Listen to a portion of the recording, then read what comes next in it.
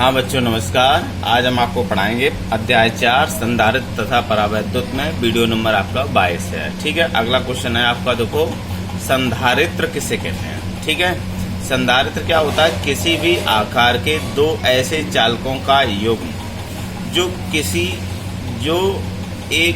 एक दूसरे के समीप हों। मतलब दो ऐसी प्लेटें हैं। ठीक है, ये दो प्लेटें हैं, एक दूसरे के समीप हैं और इन पर बराबर और विपरीत प्रकार का आवेश है। अगर इस पर +1 माइक्रोकूलम है तो इस पर कितना होगा?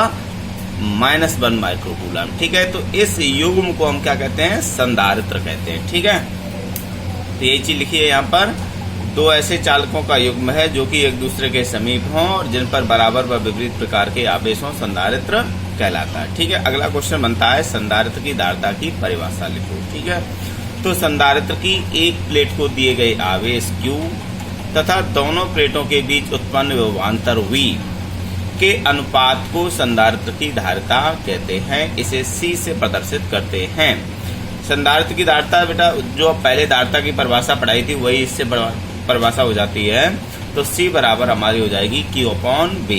Q आवेश है तो इसका मात्रक कूलम हो गया, V विभव है इसका मात्रक वोल्ट हो गया। इसको हम धारिता का मात्रक दूसरा क्या बताया था? फैरेड। ठीक है, अब देखो कुछ आगे का क्वेश्चन है, परावैद्युत सामर्थ्य किसे कहते हैं। ठीक है, तो किसी परावैद्युत पदार्थ के लिए वह अधिकतम वैद्युत क्षेत्र जिसे पदार्थ बिना वैद्युत वंजन के सहन कर सकता है उस पदार्थ की परावैद्युत सामर्थ्य कहलाती है। मतलब कोई परावैद्युत पदार्थ उस अधिकतम वैद्युत क्षेत्र को जिसे वह वैद्युत वंजन मीन्स होता है बिना लॉस के, ठीक है, सहन कर सकता है, उस पदार्थ की परावैद्युत सामर्थ्य कहलाती है। अगला क्वेश्चन आता है भंजक विभवांतर किसे कहते हैं। ठीक है, तो किसी संधारित्र की प्लेटों के बीच वह अधिकतम विभवांतर जिस पर प्लेटों के बीच रखे परावैद्युत पदार्थ में वैद्युत वंजन होने लगता है भंजक विभवांतर कहलाता है।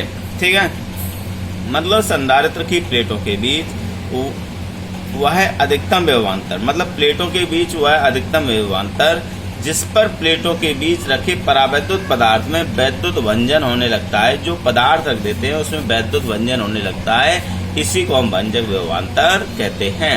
अब देखो ये इम्पोर्टेंट क्वेश्चन आता है, ये बोर्ड परीक्षा में आता है। आवेशित संधारित्र की स्थितिज ऊर्जा के लिए व्यंजक ज्ञात कीजिए। ठीक है, अब जो संधारित्र है अभी हम आपको पिछले बता चुके हैं कि अगर हम उसे एक प्लेट को Q आवेश देंगे तो उत्पन्न विभवांतर कितना होगा? V। तो वही हमने यहाँ पर एक फिगर ले लिया, इस पर हमने विभव ले लिया, इस वाले पर आवेश ले लिया। किसी संधारित्र जिसकी धारिता हमारी कितनी है? C फैरेड है, उसे हमने Q कूलम आवेश दे दिया यहाँ तक, तो उसका विभवांतर कहाँ तक हो गया? V हो गया। कितना हो गया? V। ठीक है, तो ये ग्राफ हमारा बन गया, एक त्रिभुज बन गया OAB। ठीक है, तो ये चीज हम लिख गया। संधारित्र की धारिता C फैरेड है, उसे Q कूलम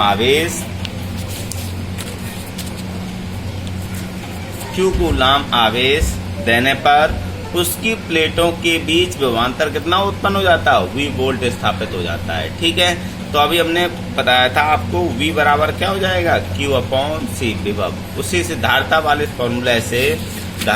फॉर्मूला से यहाँ से हमने C बराबर Q/V होता है, तो B बराबर निकाला तो क्या हो जाएगा? C यहाँ चला आएगा, B यहाँ चला जाएगा, तो B बराबर हो जाएगा Q/C।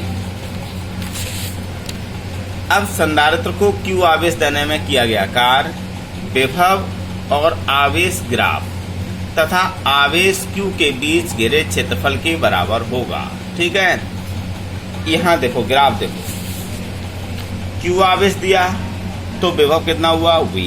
तो ये हमारा ग्राफ, जो ग्राफ है इसको हम कहेंगे विभव या आवेश कह सकते हैं या आवेश विभव कह सकते हैं। तो इस ग्राफ और आवेश अक्ष के बीच जो घिरा हुआ ये डार्क क्षेत्रफल है, इस क्षेत्रफल के बराबर होगा। ये क्षेत्रफल किसका होगा? त्रिभुज OAB के बराबर होगा। ठीक है, यहाँ देखो, अतः संधारित्र की धारिता Q बराबर किसके बराबर होगा? क्षेत्रफल त्रिभुज OAB के क्षेत्रफल के बराबर होगा। अब त्रिभुज का क्षेत्रफल आपको पता है, U बराबर 1/2 OB इंटू AB। पीछे चित्र में देख लेना।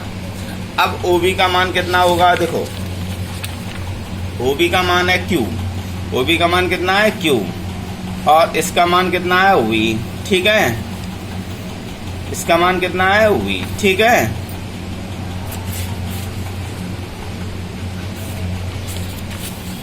इसमें देखो वैल्यू, तो OB का मान हो गया Q और AB का मान हो गया V, तो ये U बराबर 1/2 QB। कल हमने चालक वाले के लिए बताए थे, यही फॉर्मूला उसमें भी निकला था, लेकिन यहाँ संधारित्र के लिए निकाल रहे हैं, ठीक है। अब पहले V का मान रखे दे रहे, फिर Q का मान, तो इसका दूसरे रूप भी आ जाएंगे। यदि B बराबर Q/C, तब U बराबर 1/2 Q इंटू Q/C, तो U बराबर 1/2 Q²/C जूल हो जाएगा। फिर हम Q का मान रखेंगे तो Q बराबर CB हो जाएगा, तो U बराबर हो जाएगा 1/2 CB इंटू B, तो U बराबर हो गया 1/2 CB²। ये भी इसके, ये आवेश और विभव के पदों में ऊर्जा है, ये आवेश और धारिता के पदों में है, ये धारिता और विभव के पदों में, ठीक है। अब आपको इसके आगे नेक्स्ट वीडियो में। धन्यवाद।